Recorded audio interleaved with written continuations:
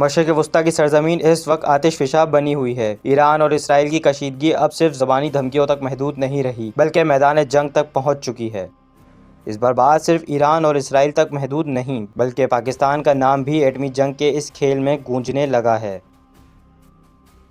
اسرائیل خبردار، اگر پاکستان کی طرف میلی آنکھ سے دیکھا تو وہ آنکھ نکال دی جائے گی۔ ہم اینٹ کا جواب پتھر سے دینا جانتے ہیں انشاءاللہ۔ اس بیان کے پیچھے ایک سنگین حقیقت چھپی ہے، کیونکہ اسرائیل نے براہ راست پاکستان پر حملے کی دھمکی دی ہے اور ایران نے دعویٰ کیا ہے کہ پاکستان نے خفیہ طور پر یقین دہانی کروائی ہے۔ اگر اسرائیل نے ایران پر ایٹمی حملہ کیا تو جواب میں پاکستان اسرائیل پر جوہری حملہ کر دے گا۔ یہ خبر جیسے ہی سامنے آئی، دنیا کی نظریں پاکستان پر جم گئیں۔ اسرائیل کے حالیہ حملے میں ایران کے اعلیٰ جنرل علی شادمانی شہید ہو گئے۔ ایرانی سپریم لیڈر کو محفوظ پناہ گاہ منتقل کر دیا گیا۔ تل ابیب، حیفا اور بیت المقدس میں سائرن بجنے لگے۔